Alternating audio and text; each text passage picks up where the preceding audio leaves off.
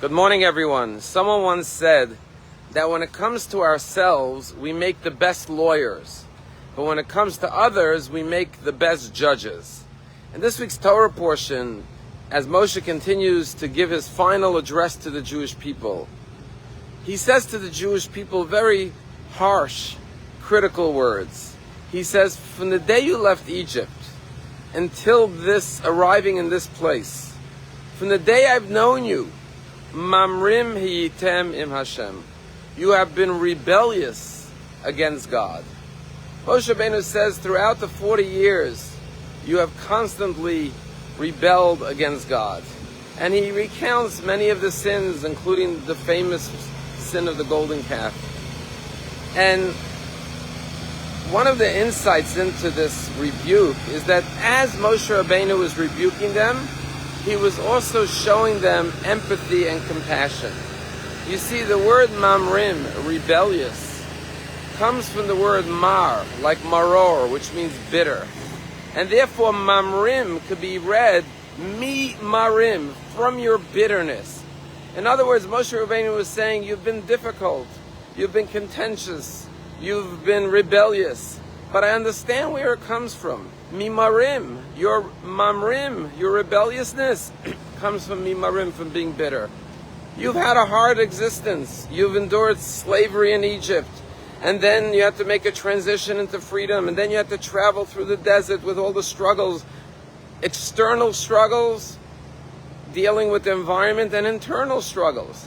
And therefore I understand, and I have compassion and empathy for you. As Pirkei Avot says, don't judge another person till you're in their shoes.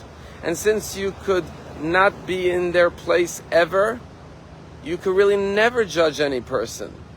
And that's why it says, Al tadin et chavercha shetegia lemkomo, don't judge a person till you're standing in their place, our sages say. And since no one ever stands in someone else's place, you can never judge another person.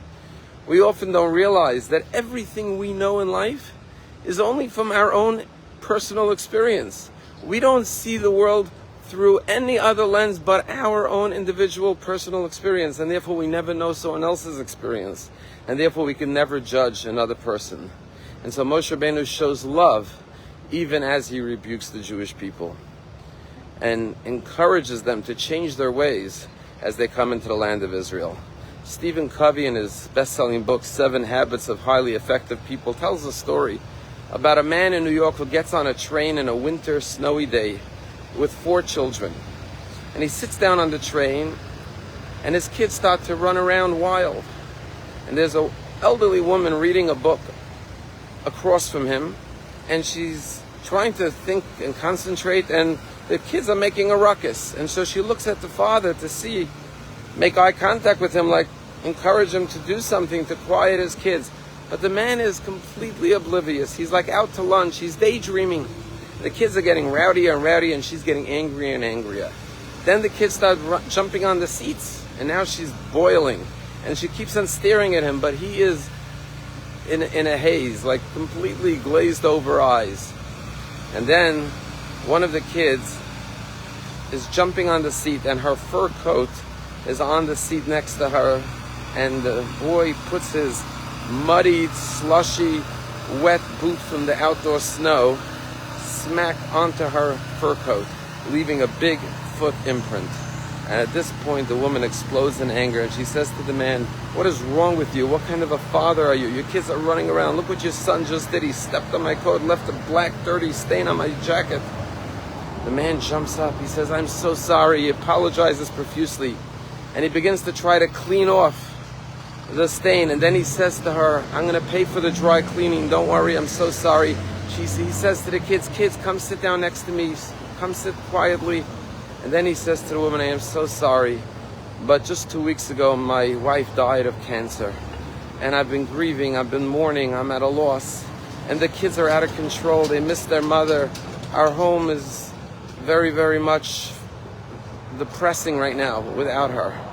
And I leave work early every day to pick up the kids and bring them home from school, and I try to make them dinner and do the best I can, but I can never be my wife for them. And I was thinking about my wife and I got lost in my thoughts and I didn't realize what my kids were doing. I apologize.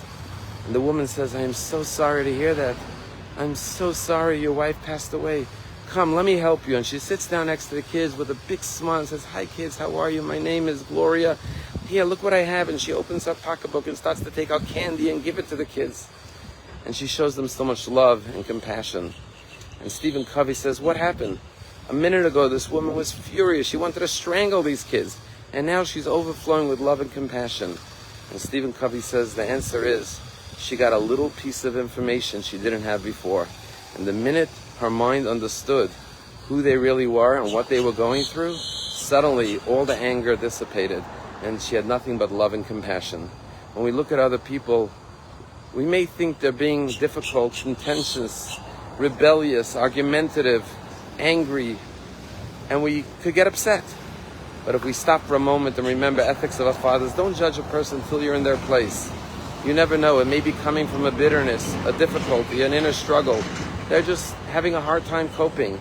And so instead of getting angry, lean in, show them some extra love. They're asking for help. And instead of anger, you will see they're good.